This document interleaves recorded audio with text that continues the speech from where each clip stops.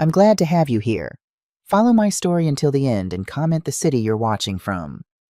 A stranger handed me a blue box at a coffee shop and said, "You'll need this tonight at 11:15. Inside was my dead husband's phone.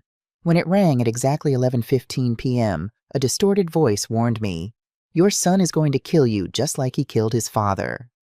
That's when I realized the car accident that took my husband 11 months ago was no accident at all.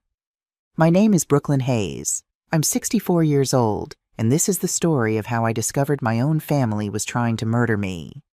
The cafe smelled like cinnamon and burnt coffee, the kind of small-town Vermont place where everyone knows your business before you've finished ordering. I sat across from my son Skylar and his wife Stella, watching the autumn leaves flame red and gold through the windows. "Mom, we need to talk about the farmhouse." Stella stirred her latte with those perfectly manicured nails, the ones that probably cost more than my monthly electric bill. "It's just too much space for one person."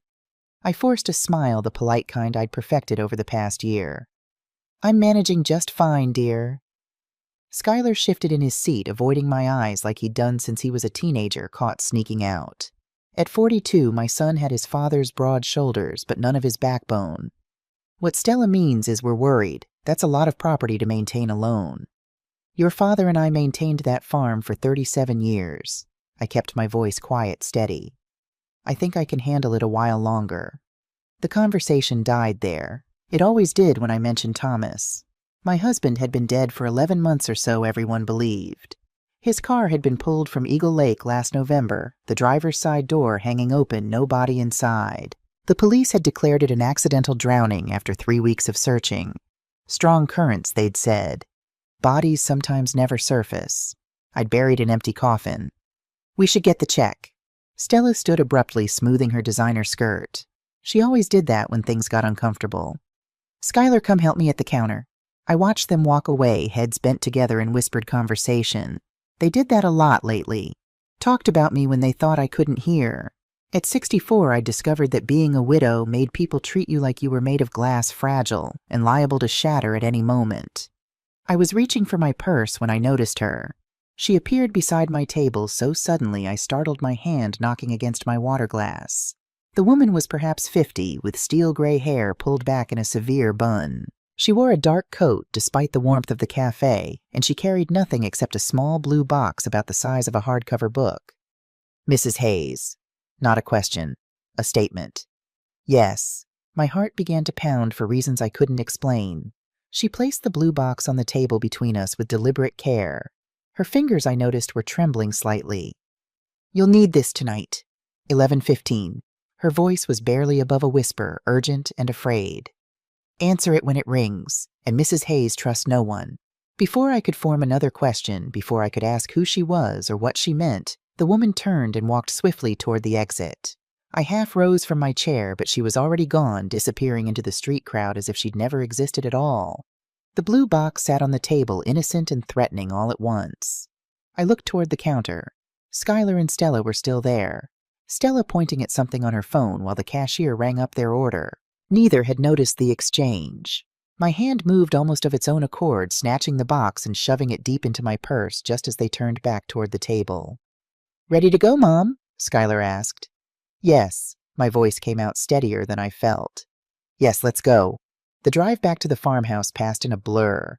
Skylar and Stella's conversation about property values and retirement communities washed over me while my mind churned. The blue box felt like it was burning a hole through my leather purse. Who was that woman? How did she know my name? And what could she possibly have given me that I would need tonight? They dropped me off at the end of my long gravel driveway, declining my half-hearted invitation for coffee. I watched their SUV disappear down the rural road, red taillights fading into the dusk, before I finally allowed myself to breathe. The farmhouse stood before me, 2 stories of white clapboard and green shutters that Thomas and I had painted together 5 summers ago. Beyond it stretched 40 acres of fields and woodland that had been in the Hayes family for 3 generations. I'd loved this place once. Now it felt like a mausoleum. Inside, I locked the door, something I never used to do before Thomas disappeared, and went straight to the kitchen. The blue box landed on the oak table with a soft thud. I stared at it for a full minute before I worked up the courage to open it. The lid came off easily. Inside, nestled in white tissue paper, was a cell phone. Not just any cell phone. Thomas's cell phone. I recognized it immediately. The scratched case with the faded Dartmouth sticker. The crack in the corner from when he'd dropped it while fixing the barn roof 2 years ago. The police had told me they never found his phone. It must have gone into the lake with him. They'd said lost to the depths along with his body. But here it was in my kitchen, delivered by a stranger who knew my name. My hands trembled as I lifted the phone from the box. The screen was dark, lifeless.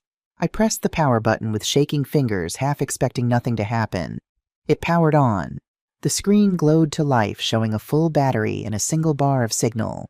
The wallpaper was the same photo that had been there a year ago, Thomas and me at our 40th wedding anniversary party, his arm around my shoulders, both of us laughing at something our granddaughter had said. My vision blurred with tears. This wasn't possible. The phone had been missing for a year. The police had searched. I had searched, going through every drawer, every pocket, every corner of this house, looking for any trace of my husband. And now it simply appeared handed to me by a stranger in a cafe. I checked the recent calls. Empty. Messages empty. Everything had been wiped clean except for that one photo. That one memory preserved like a ghost in the machine. The kitchen clock read 6:47 p.m. 11:15, the woman had said. Answer it when it rings. 4.5 hours to wait. 4.5 hours to sit with this impossible object and wonder if I was losing my mind. I made chamomile tea, the kind Thomas used to joke was just hot plant water. I didn't drink it. I just held the mug and watched the steam rise while the phone sat on the table like an unexploded bomb. At 7:30, I tried calling Skylar. The phone rang 6 times before going to voicemail. I didn't leave a message. What would I say?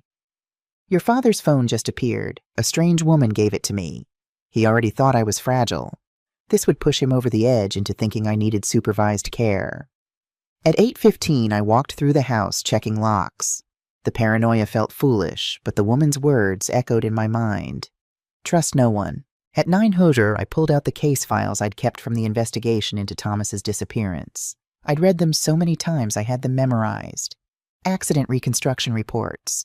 Witness statements from the fishermen who'd seen the car go into the lake.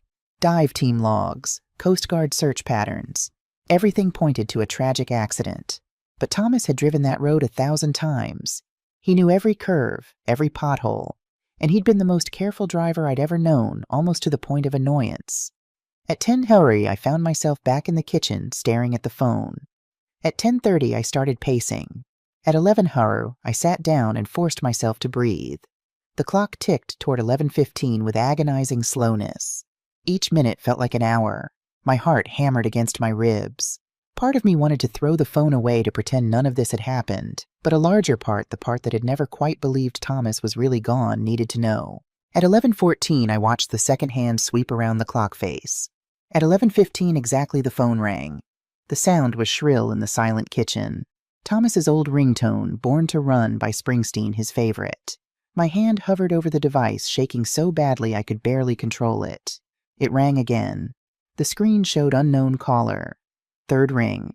I picked it up, pressed the green button, raised it to my ear. Hello, my voice cracked. Silence on the other end. Not dead air, I could hear breathing, soft and measured. Hello, I said again, louder now. Who is this? More silence. Then finally a voice, low, distorted as if passed through some kind of electronic filter, but unmistakably, impossibly familiar. Brooklyn. The voice said my name like a prayer and a warning. Don't trust Skylar. Don't trust Stella. Don't trust the police. Your life is in danger. The line went dead. I sat frozen, the phone still pressed to my ear as the implications crashed over me like a wave. That distorted, electronically altered voice, it had sounded exactly like my husband. Thomas Hayes, dead for nearly a year. Buried, or rather commemorated, in an empty grave at Oak Hill Cemetery. My husband had just called me, and he'd warned me that I was in danger. I didn't sleep that night. How could I? My dead husband had called me, or someone who sounded like him, someone who knew things only Thomas would know. I sat at the kitchen table until dawn broke over the eastern fields, the phone in front of me like a piece of evidence I didn't know how to interpret. Don't trust Skylar. Don't trust Stella. Don't trust the police. Your life is in danger. By 6:00 a.m., I'd made a decision. I couldn't go to the authorities, the warning had been explicit about that. And I certainly couldn't confide in Skylar, not when the voice had specifically named him, which meant I was alone in this. But I wasn't helpless.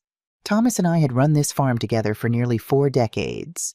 I'd balanced books, negotiated contracts, dealt with lawyers and bankers and county inspectors. I knew how to research, how to ask questions, how to dig for answers. I just had to be careful. The first thing I did was examine the phone more thoroughly. In the morning light, I noticed details I'd missed the night before. The battery showed 100% charge, despite the phone being missing for a year. Someone had maintained it, kept it powered, preserved it for exactly this moment. I scrolled through the settings. The phone number was still Thomas's old number, the one that had been disconnected after his death. Yet somehow it had received a call. I checked the call log again. Still empty, as if the midnight conversation had never happened. But it had. I knew it had. I was searching through the photo gallery when I heard gravel crunching in the driveway. My heart leaped into my throat. I shoved the phone into my cardigan pocket and moved to the window. Skylar's SUV. 8:15 in the morning, and he was here unannounced. I forced myself to breathe normally as I opened the front door. Skylar climbed out alone this time, carrying a cardboard tray with 2 coffee cups. "Morning, Mom." His smile was a little too bright. "Thought I'd bring you breakfast. Hope you haven't eaten yet." "This is a surprise." I kept my voice light. "Stella not with you. She had a yoga class." He handed me one of the coffees as he stepped inside. "Besides, I wanted to talk to you. Just us." A chill ran down my spine. Just us. The words felt weighted, deliberate. We sat in the living room, and I watched Skylar look around the space with an expression I couldn't quite read. Appraising, maybe. Calculating. "Mom, I need to be honest with you." He set his coffee on the side table. "Stella and I are concerned. Really concerned." "About what, about you? About this house? About—" He gestured vaguely. "Everything. You've been different since Dad died. Distant. And we think maybe it's too much being out here alone with all these memories." I sipped my coffee to buy time. It was from the expensive place downtown, not the cafe where we'd been yesterday. Skylar never brought me expensive coffee unless he wanted something. "I'm managing perfectly well," I said. "Are you—" He leaned forward, his expression earnest. "Because we've been thinking, and we really believe it would be better if you moved into town. Maybe one of those nice senior living communities. They have independent apartments, activities, people your own age." "I'm 64, Skylar, not 90. I know, but this place, it's a lot of work. And the property taxes alone are eating up your savings. If you sold, you could have real financial security. Live comfortably, not have to worry." There it was, the real reason for the morning visit. "The farm isn't for sale," I said firmly. Skylar's jaw tightened. "Mom, be reasonable. You can't keep it running by yourself. The fields are going fallow. The barn needs repairs. And winter's coming. What are you going to do when the pipes freeze or the furnace breaks down?" "The same thing your father and I did for 37 years. Fix them." "Dad's not here anymore." The words came out sharper than he'd intended. He caught himself, softened his tone. "I'm sorry. I just mean you need to think practically. This is valuable property. We could get top dollar for it, especially with developers moving into the area." I repeated slowly. "Developers." He had the grace to look uncomfortable. "There's been some interest. A company called Pinnacle Development reached out to Stella's firm last month. They're looking to acquire land in this county for a new residential community." "And you've been talking to them?" "Just preliminary conversations. But Mom, they're offering serious money. Enough that you'd never have to worry about finances again." I set down my coffee cup with deliberate care. "Let me make something very clear, Skylar. This farm has been in the Hayes family for 3 generations. Your grandfather built this house with his own hands. Your father and I raised you here. I'm not selling it to developers so they can tear it down and build McMansions." "You're being emotional." "I'm being loyal to your father's memory." Something flickered across Skylar's face. Guilt, maybe, or anger. "Dad's dead, Mom. He's been dead for almost a year. We can't keep pretending otherwise." The phone in my pocket seemed to burn against my leg. If only Skylar knew. "I think you should leave," I said quietly. He stood, his movements stiff. "Fine, but think about what I said. Really think about it." Because Stella and I were not going to stand by and watch you run yourself into the ground trying to maintain this place alone. There was something in his tone that made my skin prickle, a hint of threat beneath the concern. What does that mean? It means we love you and we're going to do what's best for you whether you like it or not. He left without another word, the door closing firmly behind him. I watched through the window as he sat in his car for a long moment, his phone pressed to his ear before finally driving away. My hands were shaking. I pulled out Thomas's phone and stared at it. Don't trust Skylar, the voice had said. And now Skylar was pressuring me to sell the farm, had been talking to developers, was making veiled threats about doing what was best for me. What was happening here? I needed information. Real information, not just suspicions and paranoid theories. I went to Thomas's office. I still thought of it as his office, even though I'd been using it for months, and pulled out the file cabinet where we kept all our important documents. Property deed, insurance papers, bank statements, Thomas's will. I spread them across the desk and started reading with fresh eyes, looking for anything I might have missed before. The will was straightforward. Everything went to me with Skylar as the sole heir after my death. Standard. Nothing unusual. Except I pulled out the property deed and examined it more carefully. The farm was in both our names, had been since we'd inherited it from Thomas's parents 37 years ago. But there was an annotation I'd never noticed before, dated 2 months before Thomas's death. A notation about a survey request. Someone had requested a property survey last September. I grabbed my laptop and started searching through our email history.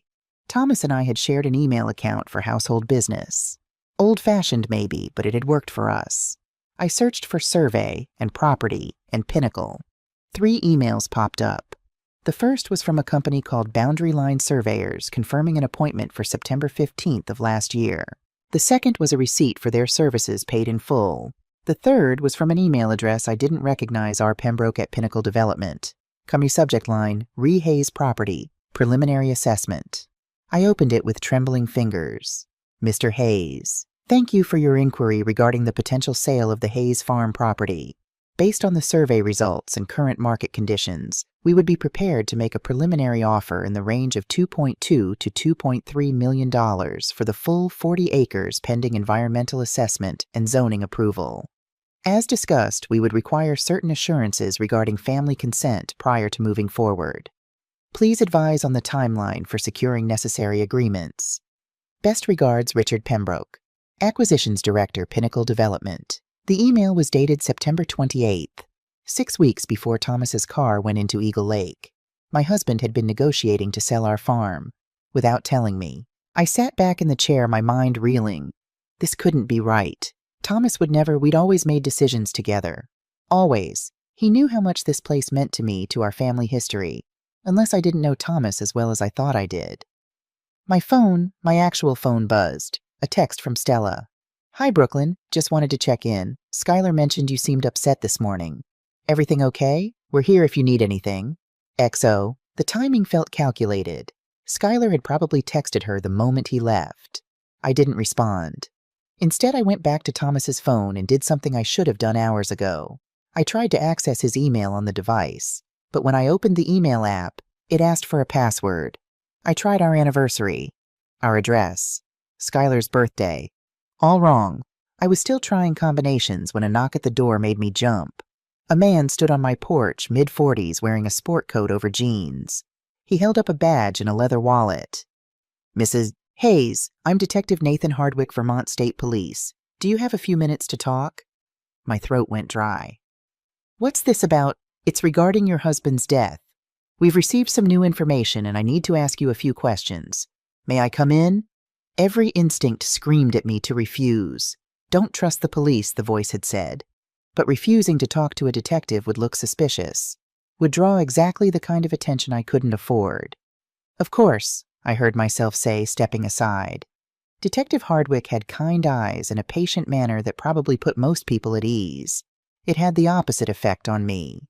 We sat in the living room and he pulled out a small notebook. I apologize for the intrusion, he began.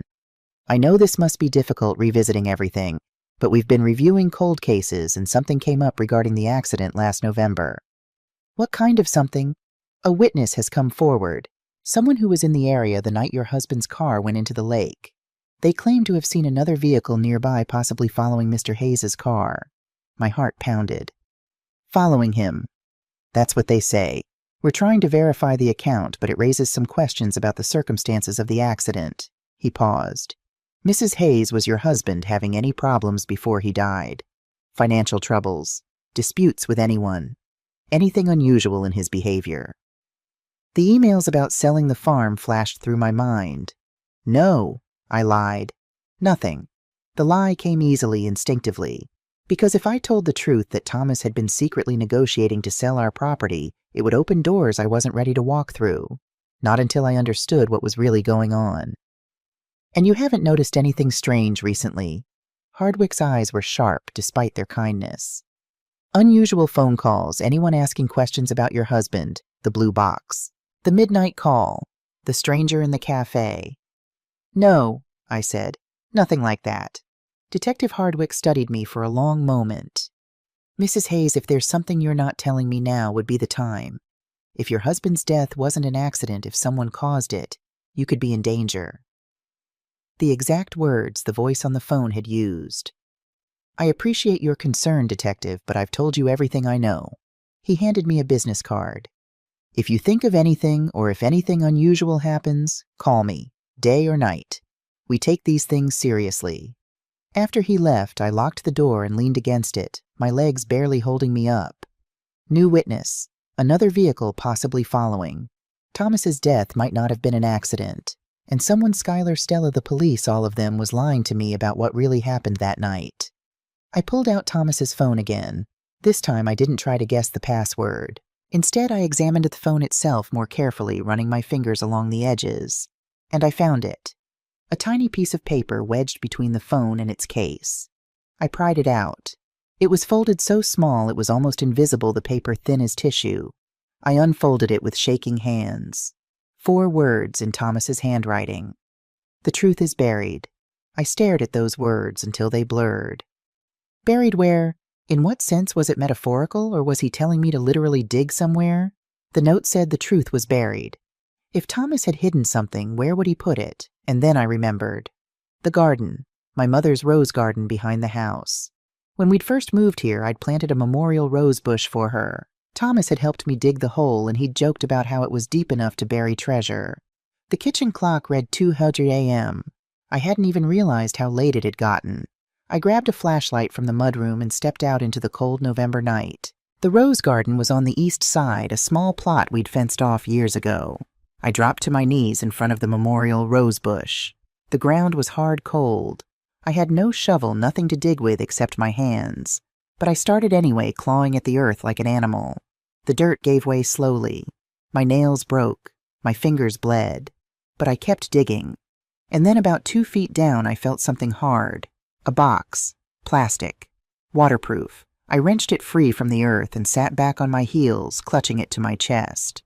Behind me, I heard the distinctive sound of gravel crunching under tires. I turned. A dark SUV sat at the edge of my driveway, maybe 100 yards away. Engine running, headlights off, just sitting there, watching. My heart hammered in my chest. I clutched the box tighter and ran for the house, stumbling through the darkness. I locked the door behind me and moved to the window, peering out through a crack in the curtains. The SUV sat there for another 5 minutes. Then slowly it pulled away into the night. I looked down at the muddy box in my hands. Inside this container was something important enough that Thomas had buried it. Something worth hiding. Something worth watching for. Whatever was in this box, it was the reason my husband was dead. And now they knew I had it. Welcome back. If you're just joining us, my name is Brooklyn Hayes, and I'm about to tell you the most terrifying night of my life, the night I discovered my dead husband had left me evidence that would expose my own family as murderers. In part 1, a stranger gave me my husband Thomas's phone at a cafe. At 11:15 that night, I received a call warning me not to trust my son Skylar, his wife Stella, or the police. I found a note in Thomas's handwriting that said, "The truth is buried." And at 2 a.m., while digging up a waterproof box from my rose garden, I realized someone was watching me. Now, with that box sitting on my kitchen table and a dark SUV circling my property, I was about to discover exactly what my husband died trying to protect. I didn't open the box that night. I couldn't. Not alone. Instead, I hid it in the back of my bedroom closet behind the winter coats Thomas would never wear again, and I sat by the window with all the lights off, watching for that SUV to return. It didn't, but I didn't sleep either. At 6:00 a.m., I called Sarah Brennan Thomas's sister. She lived 3 hours away in Boston, and we'd always been close. More than that, she'd never liked Stella. Had seen through her from the very first family dinner when Stella had criticized everything from the tablecloth to the wine to the way I'd cooked the roast. "Sarah," I said when she answered on the second ring, "I need you to come, today, right now."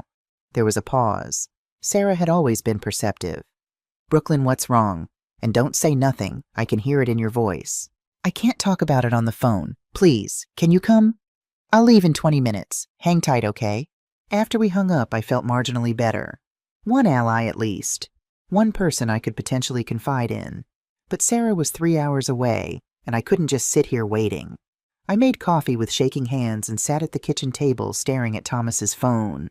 In the morning light, the whole thing seemed impossible. Dead men don't make phone calls.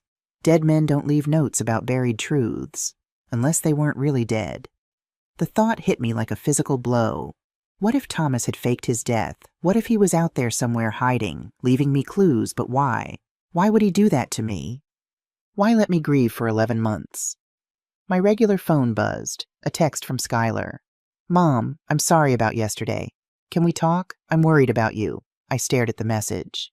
24 hours ago, I would have called him back immediately, eager to smooth over the conflict. But now, with the warning echoing in my mind, "Don't trust Skylar," I set the phone down without responding. At 9:15, Sarah's silver Honda pulled into my driveway. I opened the door before she could knock, and she took one look at my face and pulled me into a fierce hug. "Jesus, Brooklyn, you look like you haven't slept in a week." "Just one night," I managed. But it was a long one. Sarah was 64 years younger than Thomas, with the same sharp haze jawline and observant gray eyes. She'd been devastated by her brother's death, had flown in for the funeral, and stayed for a week, helping me sort through the initial chaos of widowhood. Now she followed me into the kitchen, her eyes taking in everything: the muddy boots by the door, the coffee cups I hadn't washed, the exhaustion written across my face. "Okay," she said, sitting down at the table. "Tell me everything." So I did. I told her about the woman in the cafe, the blue box Thomas's phone, the midnight call with the distorted voice, Skylar's visit pressuring me to sell, Detective Hardwick's questions about another vehicle, the note that said the truth was buried. And finally, I told her about the box I'd dug up at 2 a.m. while someone watched from a dark SUV. Sarah's face had gone pale. "Where's the box now?" "My bedroom closet. I didn't open it. I wanted to wait for you." "Show me." We went upstairs together, moving quietly even though we were alone in the house.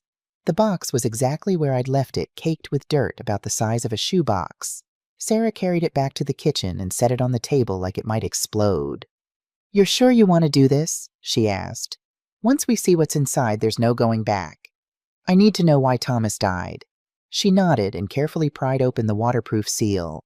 Inside were 3 items: a USB drive in a plastic bag, a leather journal, the kind Thomas had always preferred for his notes, and a sealed envelope with my name written in his handwriting. My hands shook as I picked up the envelope. Sarah busied herself with her laptop, giving me privacy as I carefully opened it. "My dearest Brooklyn, if you're reading this, then I'm gone, and you've been smart enough and brave enough to find what I buried. I'm so sorry, my love.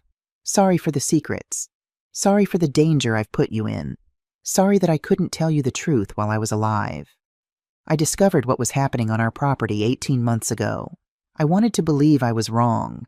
Wanted to think I was being paranoid. But the evidence was undeniable. Our land, specifically the cave system under the North Field, is being used as a storage facility for a drug trafficking operation. And Brooklyn, I need you to understand something that will break your heart. Stella is the one who arranged it. Skylar doesn't know. I confronted him 3 months ago, and he was as shocked as I was. He's not a criminal, Brooklyn. He's a victim. Stella has been manipulating him, lying to him, using our family property without his knowledge. I went to the FBI. I've been working with an agent named Jennifer Ward for 6 months. We were close to making arrests, but someone leaked information about my cooperation, Someone in law enforcement who's being paid by the same people who are using our land. I tried to protect Skylar. I tried to get him to leave Stella to save himself before the truth came out, but she threatened him, threatened me, threatened you. That's why I had to disappear. The night of the accident was staged by the FBI to keep me safe while we finished building the case. If Stella and her associates thought I was dead, they'd stop trying to kill me, and you would be safe. But something went wrong. I think someone in the FBI is also compromised. I can't trust anyone except Jennifer Ward and her partner David Hall. On the USB drive is everything: financial records, photographs, recordings. It's enough to put Stella away for 20 years. But Brooklyn, you need to get it to the right people, not the local police, not Detective Hardwick. He's being paid to look the other way. The journal contains my observations, dates, times everything I witnessed. Use it however you see fit. I know this will devastate you. I know you'll want to protect Skylar despite everything, because that's who you are. Kind, forgiving, always seeing the best in people. But please, my love, protect yourself first. Our son made choices. Weak choices, yes, but he's not evil. He's just easily manipulated by a woman who is. Save him if you can, but save yourself first. I love you. I have loved you every day of our 40 years together. I'm sorry I won't be there to grow old with you. Be strong, be smart, and remember, you have always been tougher than you looked. Forever yours. Thomas. Tears streamed down my face as I read the last line. Sarah handed me a tissue without comment. He knew, I whispered. He knew Stella would try to kill him. Yes. Sarah's voice was thick with emotion. And he built this case anyway. I wiped my eyes and looked at the USB drive. We need to see what's on it. Sarah plugged the USB into her laptop. The files were meticulously organized in folders: photos, financial records, audio files, timeline, FBI correspondence. We started with the photos. The first folder showed the cave entrance hidden behind an old stone wall on our north field, exactly where Thomas had described. I'd walked past that wall 1,000 times and never known there was an entrance behind it. More photos showed men I didn't recognize carrying boxes through the woods at night. Night vision images of vehicles with out-of-state plates. Close-ups of license plate numbers. And then my breath caught photos of Stella, meeting with men in parking lots, passing manila envelopes back and forth, talking to someone inside a black Mercedes with tinted windows. The timestamps on the photos ranged from 8 months ago to just 2 weeks before Thomas's death, but there were no photos of Skylar, not a single one. He's telling the truth, Sarah said quietly. Skylar really didn't know. We moved to the financial records. Bank statements showing deposits to an account in Stella's name, deposits of $15,000, $20,000, $25,000 appearing monthly for the past year and a half. The account had accumulated over $400,000. Jesus, Sarah breathed. She was making a fortune. The audio files were worse. Thomas had somehow managed to record conversations. Stella on the phone with someone named Victor discussing shipment schedules and storage fees. Stella arguing with someone about money, her voice cold and calculating in a way I'd never heard before. And then one recording that made my blood run cold. Stella's voice: Thomas is becoming a problem. He's asking too many questions. A man's voice heavily accented. Then remove the problem. Stella: it needs to look like an accident. The man: I will arrange it, but it will cost extra. Stella: I don't care what it costs. Just make sure it can't be traced back to me. The date on the recording was October 28th, 2 weeks before Thomas's car went into Eagle Lake. Sarah and I looked at each other horrified. She ordered the hit, Sarah said. That's a recorded confession. I felt sick. This woman had sat at my dinner table, had called me mom, had smiled at me while planning my husband's murder. We need to go to the FBI, Sarah said, right now. Thomas said not to trust the local FBI office. Someone there is compromised. Then we go to New York. We find this Robert Sullivan that Thomas mentioned in his letter. I pulled up my laptop and searched for Robert Sullivan, Attorney, New York. His website appeared immediately: a criminal defense practice in Manhattan, high-profile cases, the kind of lawyer you hired when you were in serious trouble. I called the office number, not even sure anyone would answer on a Saturday morning. To my surprise, someone picked up on the second ring. Sullivan and Associates. Yes, hello. My name is Brooklyn Hayes. I need to speak with Mr. Sullivan about my husband Thomas Hayes. A pause. I'm sorry, ma'am, but Mr. Sullivan doesn't typically discuss client matters with family members without— My husband is dead, I interrupted. He died a year ago, and I think his death is connected to whatever he hired Mr. Sullivan for. Please, I have evidence. I have recordings of the person who ordered his murder. Another pause, longer this time. Hold, please. Classical music filled my ear. I waited, my heart hammering, while Sarah packed up the laptop and the USB drive. Finally, a man's voice. Deep, careful. Mrs. Hayes, this is Robert Sullivan. I was very sorry to hear about Thomas. I saw the news reports. He hired you 2 years ago. I need to know why. I'm sure you understand that attorney-client privilege extends beyond death. Yes, but my husband is dead, possibly murdered, and I'm being threatened. If he was working with you on something, I have a right to know what it was. I have evidence. A USB drive he left me. Recordings of his killer. Silence on the other end. Then not over the phone. Can you come to New York? When? Today. This afternoon. 2 o'clock. And Mrs. Hayes. Come alone. Don't tell anyone where you're going. He hung up before I could respond. Sarah and I were on the road within an hour. We took her car, less recognizable than mine, and we left before Skylar or Stella could show up unannounced again.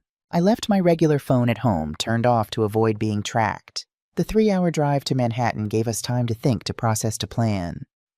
What are you going to do about Skylar? Sarah asked as we crossed the state line into New York. It was the question I'd been avoiding. I don't know. Thomas said he's innocent, that Stella manipulated him. Thomas also said Skylar knew the truth 3 months before he died. That means Skylar's known for 14 months that Stella was using our property for drug trafficking. And he never told me, never warned me. He was probably terrified, Sarah said. If Stella could order a hit on Thomas, she could do the same to Skylar. Or to you. I stared out the window at the landscape rushing past. He should have come to me. We could have gone to the police together, to the FBI, to someone. People do stupid things when they're scared, especially when they're afraid of the person they're married to. I thought about Skylar, my son who'd always been sensitive, easily influenced, who'd fallen for Stella's polished exterior and ambitious energy, who'd probably convinced himself that if he just kept quiet, if he just didn't rock the boat, everything would be fine. I don't know if I can forgive him, I said quietly. You don't have to decide that today. First, we get this evidence to Sullivan. We figure out what to do next. The forgiveness part can wait. Sullivan's office was in a converted brownstone in the Upper East Side, the kind of place that screamed money and discretion. A receptionist showed us into a conference room with mahogany furniture and original artwork on the walls. Robert Sullivan was 55, silver-haired, with sharp eyes behind wire-rimmed glasses. He shook our hands with a firm grip and gestured for us to sit. Mrs. Hayes, Ms. Brennan, thank you for coming. He pulled out a folder I recognized immediately, Thomas's file. Your husband was not just my client. He became my friend. What he was doing, building a case that could destroy his daughter-in-law, took remarkable courage. It broke his heart, I said. I can tell from his letter. Sullivan nodded. He talked about it often, the conflict between doing what was right and protecting his son, but he wanted to make sure that if anything happened to him, certain provisions were in place. He opened the folder and pulled out documents. 6 months before his death, Thomas updated his will through my office. He established a trust fund, $230,000 from quietly liquidated investments. The trust is in your name with specific instructions for its use. He wanted to ensure the farm could be maintained, that you'd have financial security regardless of what happened with the criminal investigation. I stared at him. I never knew about any of this. He was very discreet. The trust was designed to be invisible until it was needed. And there's more. Sullivan pulled out another document. He also created a provision that in the event of his death under suspicious circumstances, Skylar would be disinherited entirely. Everything would go solely to you, with Sarah Brennan as alternate beneficiary. The paper blurred as tears filled my eyes. Thomas had known that he might die, known that Skylar might be involved, or at least complicit. He thought of everything, I whispered. He was a remarkable man. Sullivan leaned forward. Now tell me what you found. We spent the next hour going through the USB drive, showing him the photos, the financial records, the audio files. Sullivan's expression grew darker with each piece of evidence. This is incredibly thorough, he said finally. With this, we can prosecute Stella for conspiracy to commit murder, drug trafficking, money laundering. She's looking at 25 to 30 years minimum. What about the people she was working with? Sarah asked. This Victor person, the men in the photos. That's where it gets complicated. Sullivan pulled up a file on his computer. Thomas identified Victor as Viktor Kozlov, a mid-level organized crime figure with ties to Eastern European drug networks. The FBI has been trying to build a case against him for years. You said Thomas was working with an FBI agent, I said. Jennifer Ward. Sullivan nodded. Agent Ward was his primary contact, but Thomas became convinced there was a leak either in the FBI or in local law enforcement. That's why he staged his death. He wanted to complete the investigation without putting you at further risk. So he's alive? The question burst out of me before I could stop it. Sullivan's expression softened with something like pity. Mrs. Hayes, I don't know. The last time I spoke with Thomas was 2 days before his car went into the lake. He was supposed to call me after he met with Agent Ward that night. He never did. But no body was found, Sarah pressed. That could mean... It could mean many things, Sullivan interrupted gently. I've learned not to make assumptions. What I can tell you is this. If Thomas is alive, he's in witness protection. And if he is, he can't contact you. Not until the investigation is complete and the threats are neutralized. The hope that had flared in my chest dimmed. So I might never know. I'm sorry. I wish I had better answers. We were halfway back to Vermont when my phone, the one I'd left at home, started ringing. I'd turned it back on to check messages, and immediately it lit up with notifications. 10 missed calls from Skylar, 5 from Stella, 3 from a number I didn't recognize, and 1 voicemail from Detective Hardwick. I played it on speaker so Sarah could hear. Mrs. Hayes, this is Detective Hardwick. I need you to call me back immediately. We have some urgent questions about your husband's case. If I don't hear from you within the hour, I'll need to come by the house. This is a matter of some urgency. Sarah and I looked at each other. They know you found something, she said. But how unless... I thought about the dark SUV watching me dig. They've been surveilling the house. My phone rang again. Skylar. Against my better judgment, I answered. Mom, thank God. Where are you? Are you okay? I'm fine, Skylar. I just needed to get away for a bit. Get away where Stella and I stopped by the house this morning and you weren't there. We've been calling for hours. I don't have to report my every movement to you, I said more sharply than I intended. A pause. Then Stella's voice in the background. Let me talk to her. Mom, Stella wants to... No, I cut him off. I don't want to talk to Stella. I don't want either of you at my house anymore. What, Mom, what's going on? You're scaring me. I know, Skylar. The words came out heavy, final. I know about Stella. I know about the cave. I know about the drug trafficking. I know everything. Silence. Dead, absolute silence.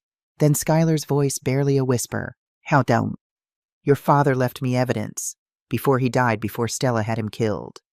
No, Mom, you don't understand. It's not, But I could hear Stella in the background, her voice sharp, urgent.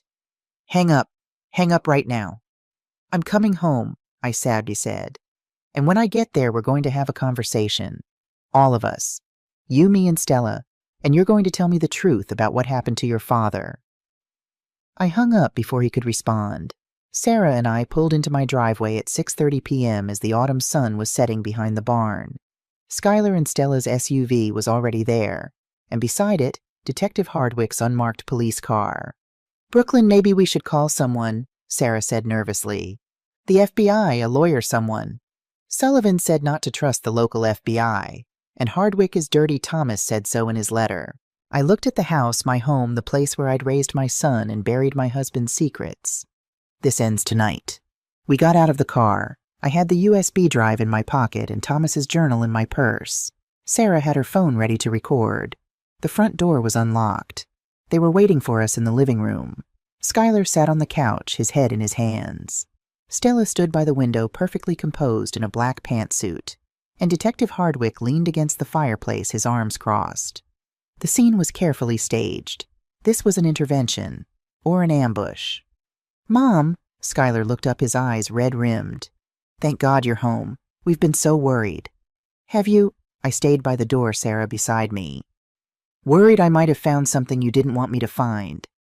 Mrs. Hayes. Hardwick spoke up, his voice calm and professional. I understand you've had a difficult day, but I need you to tell me where you've been and who you've spoken to. I don't have to tell you anything, Detective. You're not my lawyer and I'm not under arrest. Not yet, Stella said quietly. The threat was unmistakable. Schuyler stood up. Don't, okay. I looked at my son, really looked at him for the first time in months. He looked exhausted, frightened, decades older than his 42 years. And I realized Thomas had been right. Schuyler wasn't the villain here. He was another victim. Schuyler, I said gently, your father left me a letter. He said you didn't know about the drug trafficking until he told you. Is that true? Schuyler's face crumpled. I swear, Mom, I had no idea until Dad confronted me 3 months before the accident. Stella told me we were just renting out storage space to a logistics company. I believed her.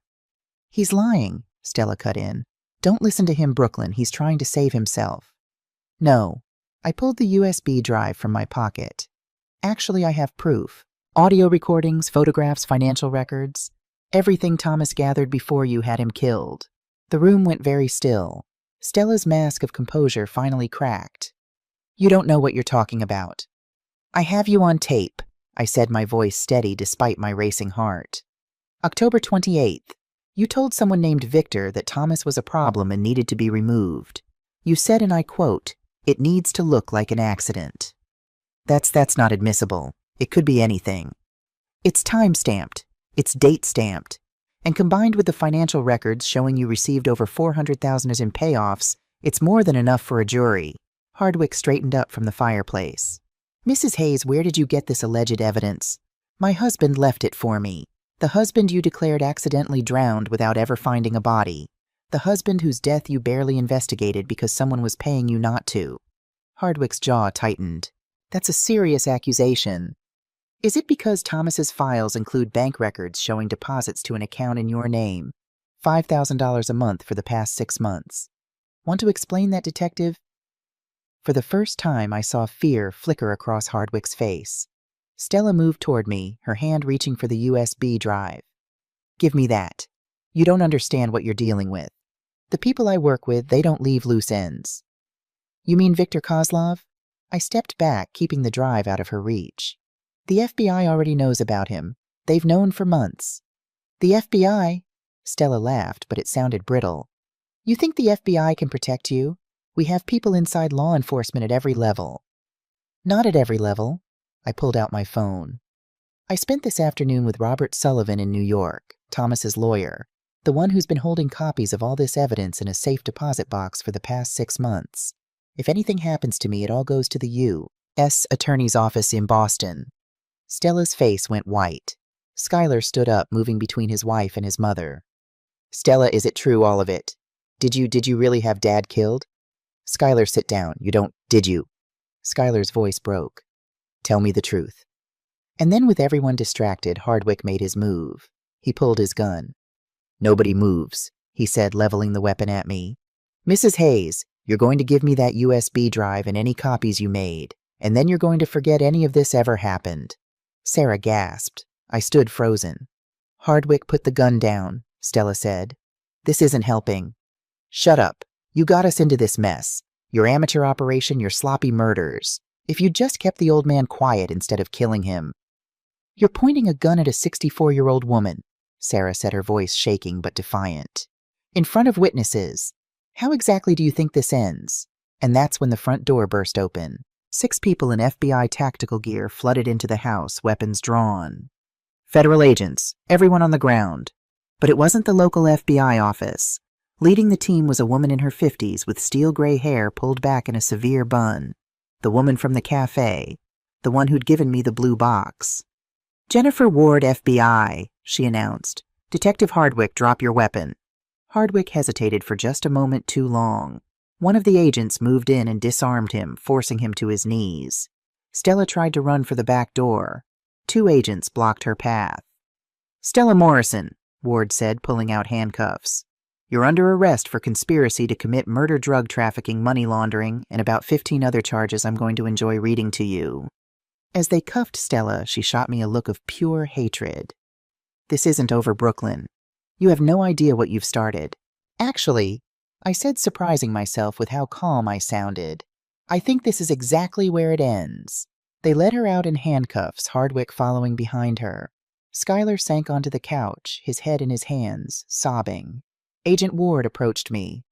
Mrs. Hayes, I'm sorry we had to do it this way. We've been monitoring your house for weeks, waiting for them to make a move. You gave me the phone, I sassy said. You've been guiding me this whole time. Thomas asked me to watch over you if anything happened to him. The phone, the note about the buried evidence that was all his insurance policy. He knew if he died, you'd be smart enough to figure it out. Is he alive? The question caught in my throat.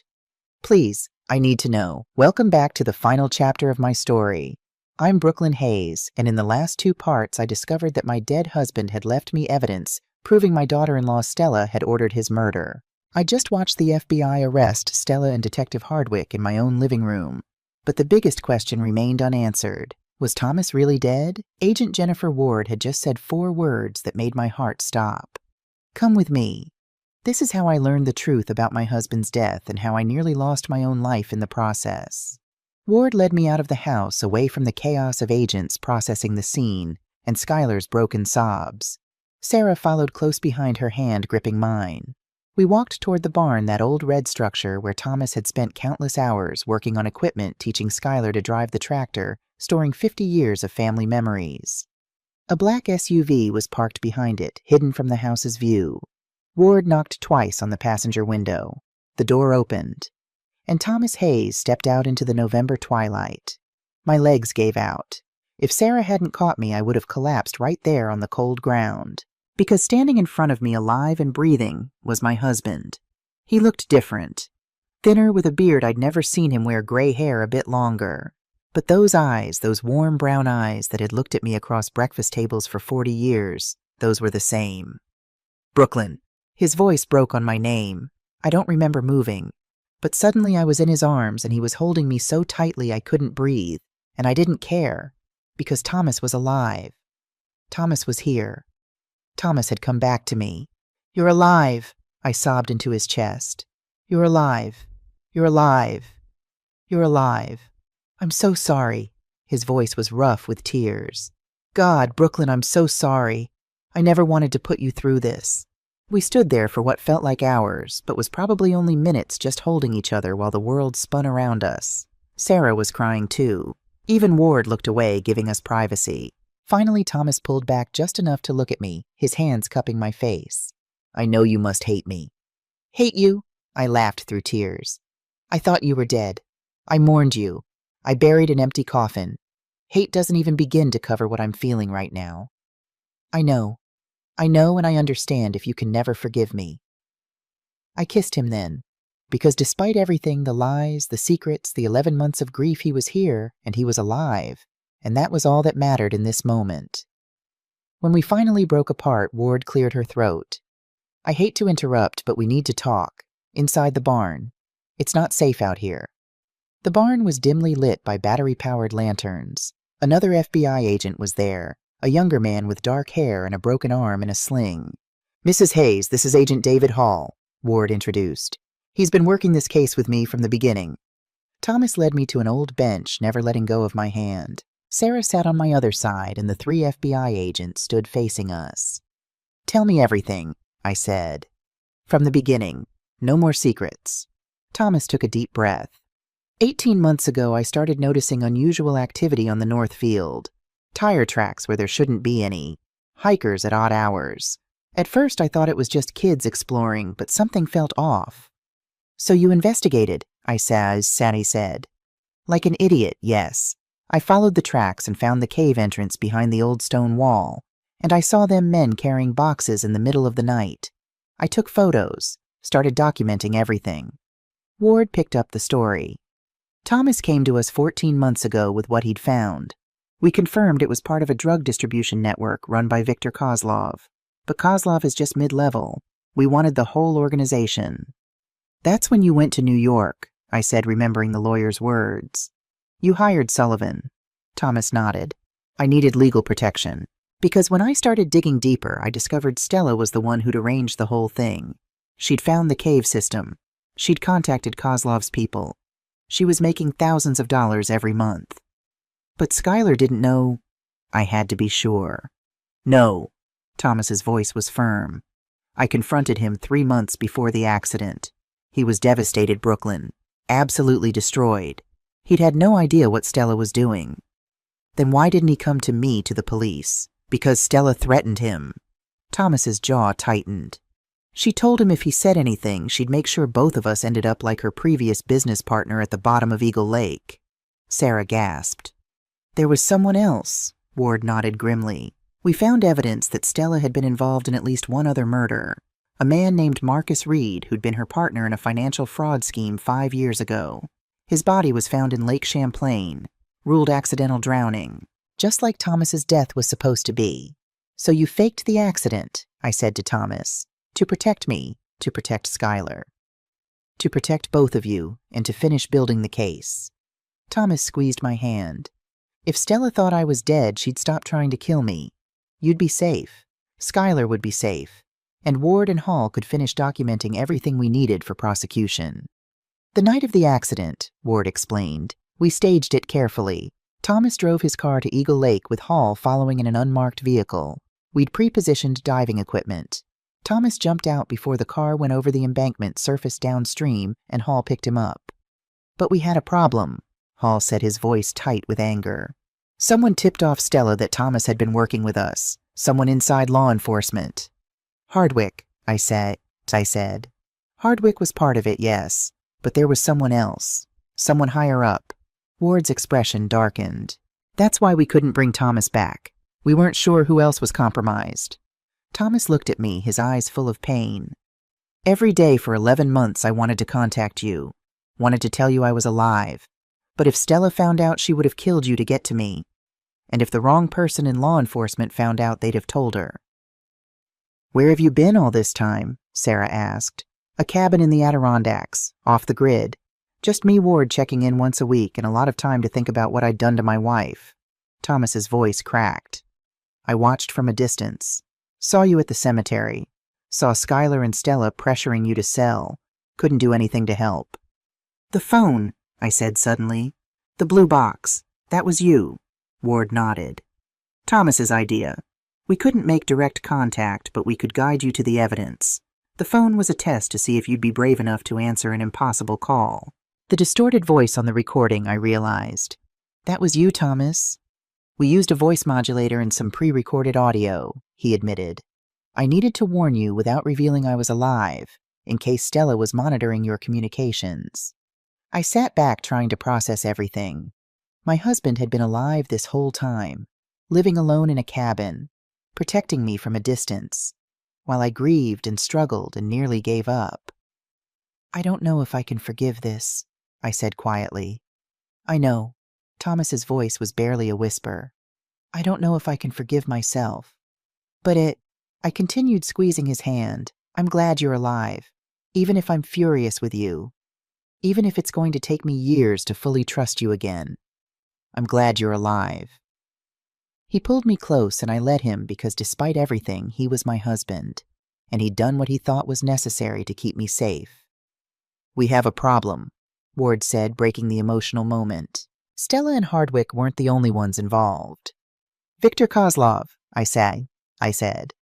Kozlov's been arrested, Hall said with satisfaction. Federal agents picked him up in New York 2 hours ago, coordinated with your arrests here. Then what's the problem? Ward and Thomas exchanged a look. There's still someone else. Someone we haven't identified yet. Someone in the FBI who's been feeding information to Kozlov's organization. You said you couldn't trust the local office, Sarah said. Is it someone here in Vermont? Worse. Ward pulled out her phone, showing us a photo of a middle-aged man in a suit.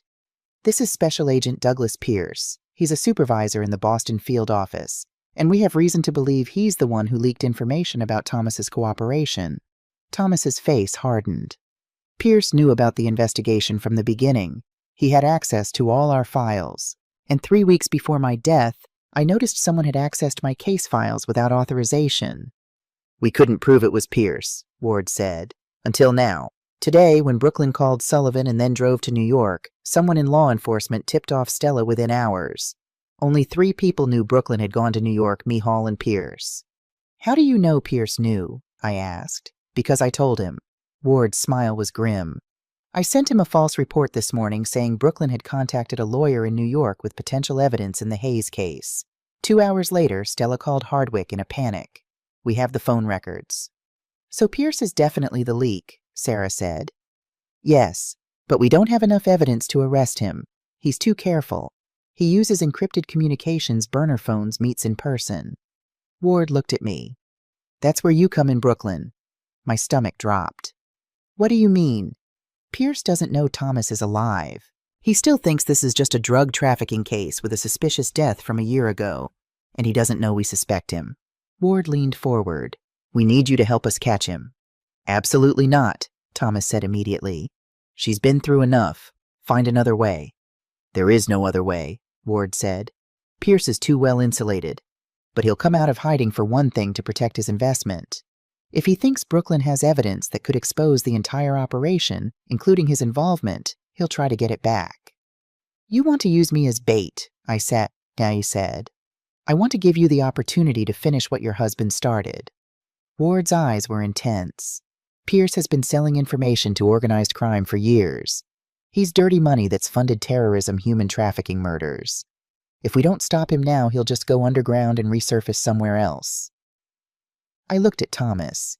His face was pale, anguished. Brooklyn, you don't have to do this. We can find another way. But I thought about the past year, the grief, the loneliness, the way Stella had smiled at me while planning to steal everything I had, the 11 months Thomas had spent in hiding. What do I need to do? I asked Ward. The plan was simple, dangerously simple. I would return to the house and call Sullivan's office, leaving a voicemail on the general line saying I had all of Thomas's evidence and was planning to take it to the FBI Boston office tomorrow morning. I'd mentioned Pierce by name, saying Ward had recommended him as trustworthy. The office line was monitored by Pierce. Ward had confirmed it. He'd hear the message within hours. Then we'd wait for him to make a move. He'll either come here himself to retrieve the evidence or he'll send someone, Ward explained. Either way, we'll have agents surrounding the property. Once he makes contact, we'll have him on obstruction of justice, conspiracy, and a dozen other charges. And if he just decides to kill me and take the evidence, I asked. That's where we come in. Hall gestured to the tactical gear piled in the corner of the barn. We'll have eyes on you the entire time. Cameras, microphones, armed agents within 30 seconds of your location. Brooklyn, please. Thomas gripped my shoulders. Let me do this. I can pretend to be you, or we can use a decoy, or no. I placed my hands over his. You've been protecting me for 11 months. Let me help protect you for once. We set everything up that evening. Ward's team installed tiny cameras throughout the house, so small I couldn't see them, even when I knew where to look. They gave me a bracelet with a panic button that would bring the entire team running. Skylar had been taken to a hotel in Burlington under protection. He'd been devastated when he learned his father was alive but hadn't wanted to see him yet. Too much shock, too much trauma. Give him time, Sarah said. He'll come around. Thomas spent the night in the barn with the surveillance team. I wanted him to come inside to sleep in our bed to feel like he was home. But Ward insisted on maintaining the illusion that he was still dead until Pierce was caught. So I slept alone. Again, for the last time, I hoped. The next morning, I made the call to Sullivan's office at exactly 9:00 a.m., just as we'd planned. Mr. Sullivan, this is Brooklyn Hayes. I wanted to thank you for your help yesterday. I'm planning to take all of Thomas's evidence to the FBI Boston office tomorrow morning. Agent Ward recommended I speak with Special Agent Douglas Pierce specifically. She said he's trustworthy and has been helping with the case. I'll bring the USB drive, the journal, and all the financial records. Thank you again.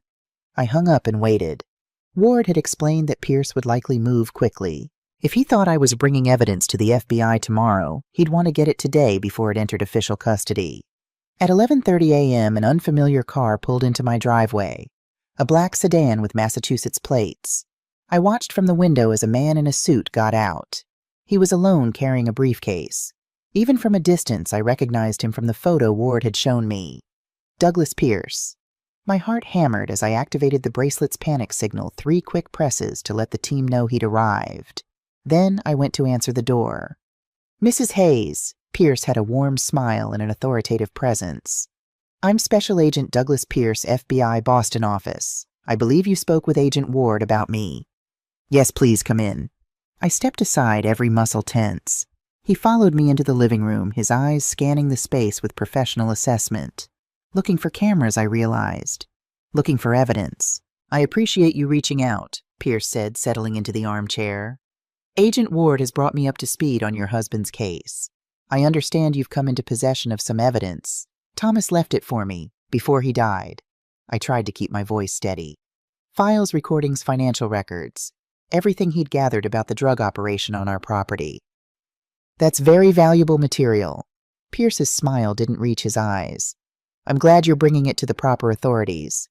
May I see it? It's in my husband's office. I'll get it. I stood, but Pierce held up a hand. Actually, Mrs. Hayes, before you do that, I need to ask you something. His smile faded entirely. Did you really think we wouldn't figure it out? Ice ran down my spine. Figure what out, that you know I'm dirty. Pierce pulled a gun from his briefcase with practiced ease. That this whole thing is a setup. That your husband is alive and probably watching us right now through hidden cameras. The room spun. How did he know I have no idea what you're talking about? I tried, but Pierce laughed. Please, you called Sullivan's office from a burner phone yesterday, not your regular phone. You mentioned my name specifically in this morning's message, and Ward has been running her own investigation parallel to the official one. He stood, keeping the gun trained on me. I've been in law enforcement for 23 years, Mrs. Hayes. I know a setup when I see one. The barn door burst open. Thomas ran out, followed by Ward and Hall, but they were too far away. Pierce grabbed my arm and pulled me in front of him, as a shield, the gun pressed against my temple. That's far enough, Pierce shouted. Everyone stays back or she dies. Thomas froze halfway across the yard. Let her go, Pierce. It's over. We have everything on camera. You just confessed to being compromised. Audio recordings won't hold up in court. Not from an unauthorized surveillance operation in a private residence. Pierce was backing toward his car, dragging me with him. But I'll tell you what will hold up a dead FBI agent killing a witness before turning the gun on himself. Tragic case of corruption gone wrong. He meant to kill me and frame Ward or Hall. Make it look like they were the dirty agents. My mind raced. The panic bracelet was useless now the team was already here. I needed to buy time, distract him something. Why did you do it? I asked, my voice shaking. How much did Kozlov pay you to betray everything you stood for? You think this is about money? Pierce's laugh was bitter. My daughter needed experimental cancer treatment. Insurance wouldn't cover it.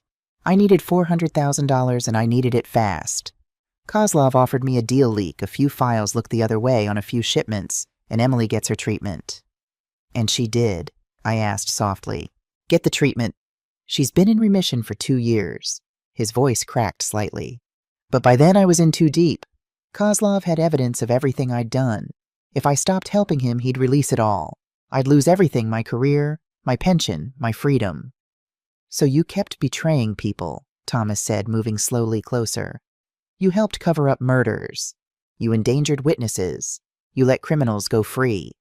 I protected my daughter. Pierce's grip tightened on me. Every single one of you would have done the same thing. No, I said quietly. We wouldn't have, because protecting one person by hurting dozens of others isn't protection. It's cowardice. Pierce's hand trembled with rage. You don't know anything about impossible choices, you privileged. That's when Sarah hit him. She'd circled around from the barn completely unnoticed, carrying a shovel from the garden shed. She swung it like a baseball bat, connecting with the back of Pierce's knees. He went down hard, the gun flying from his hand. I scrambled away as Ward and Hall rushed in, tackling Pierce to the ground. Thomas pulled me into his arms. Are you hurt? Did he hurt you? I'm fine. I'm fine. I was shaking so hard I could barely stand. Sarah stood there with the shovel, looking shocked at her own actions. I hit an FBI agent. Oh God, I actually hit an FBI agent. Ward looked up from where she was cuffing Pierce, a rare smile on her face. Self-defense. Protection of a civilian. I'll make sure it goes in the report as heroic action. Pierce was shouting obscenities, struggling against the cuffs. You don't understand. I did it for my daughter. I had no choice. You had plenty of choices, Ward said coldly. You chose wrong every single time. The next few hours passed in a blur of official statements, evidence logging, and FBI protocols. Pierce was taken away in handcuffs, still insisting he'd had no choice, still trying to justify the unjustifiable. Ward confirmed that with Pierce's confession on camera, combined with the evidence Thomas had gathered, they could now prosecute the entire network. Stella Hardwick, Kozlov Pierce, and at least a dozen other people involved in the drug operation. Stella's looking at 25 to 30 years, Ward told us. With the murder conspiracy charges, she'll likely die in prison. And Hardwick, 15 to 20. Pierce is facing 35 to 40. He committed crimes under federal authority, which makes it worse.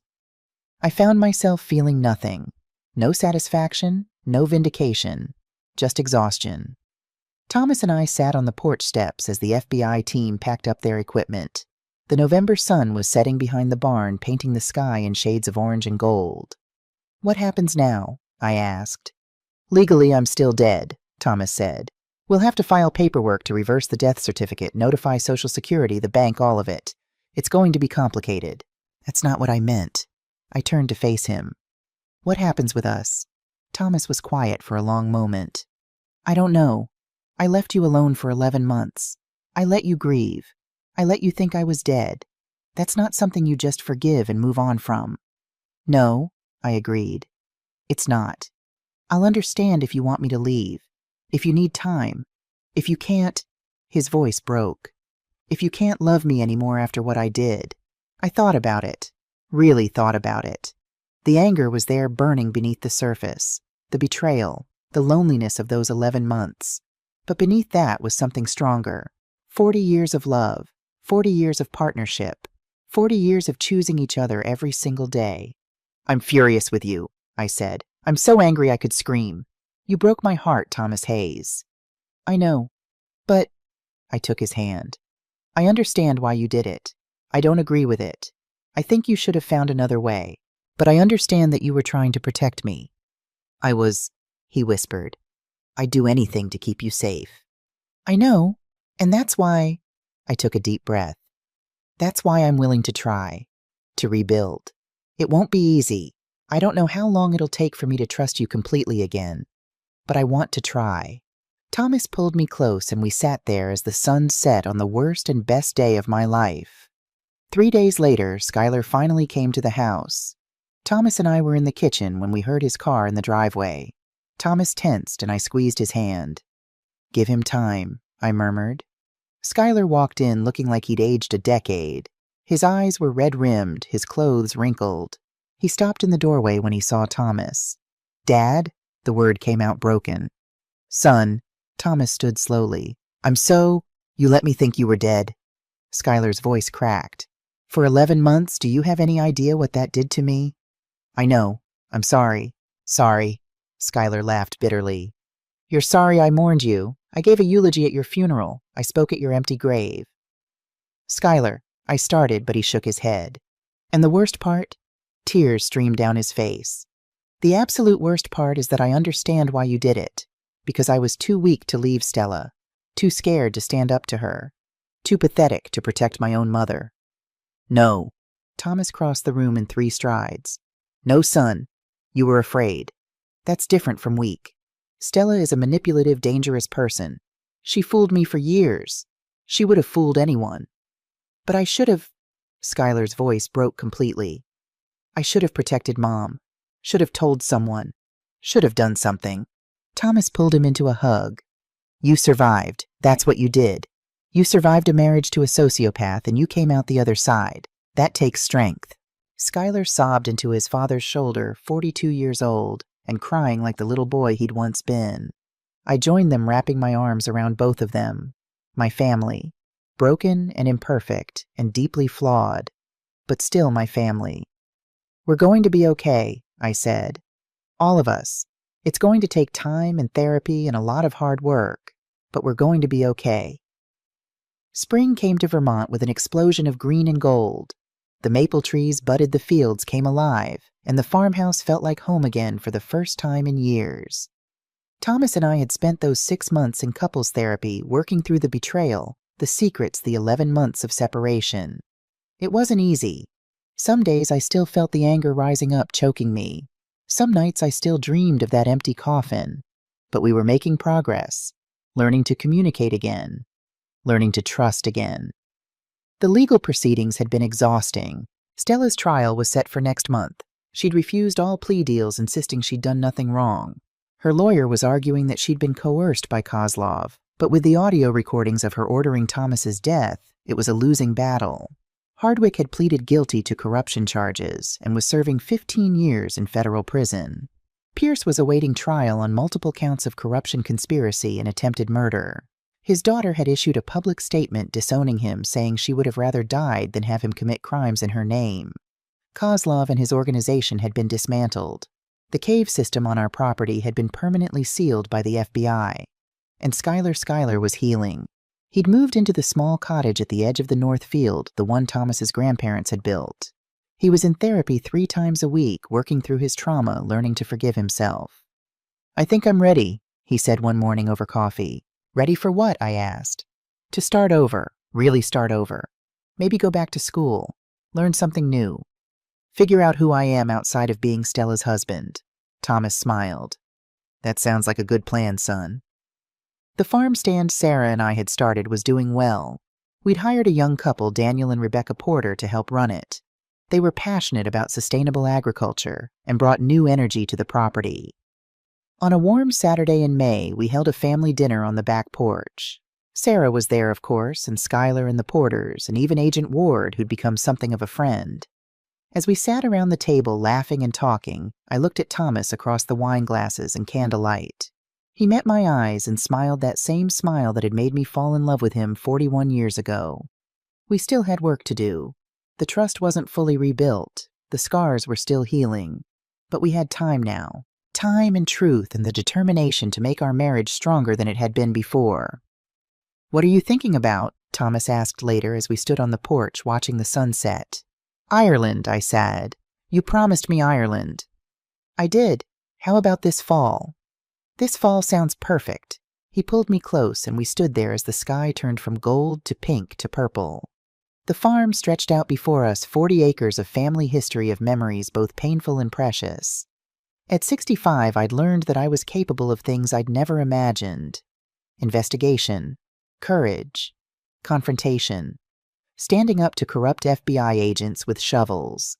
I'd learned that family was complicated, that love was messy, and that forgiveness was a choice you had to make every single day. But most of all, I'd learned that I was stronger than I'd ever known.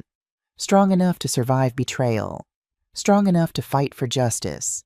Strong enough to rebuild a life from the ashes of everything I'd lost. Thomas Hayes had saved my life by faking his death, and I had saved his by refusing to give up, by following the clues he'd left, by being brave when I wanted to be broken. "I love you," Thomas whispered. "God, Brooklyn, I love you so much." "I love you too," I said, "even when I want to hit you with a shovel." He laughed, and the sound was like coming home. The blue box that had started everything sat on my dresser upstairs. I'd kept it along with Thomas's phone. Reminders that sometimes the most impossible things turned out to be true. That dead men could come back to life. That justice could prevail. That love, real complicated, imperfect love, could survive anything. So that's my story. The stranger who handed me a blue box in a cafe changed my life forever.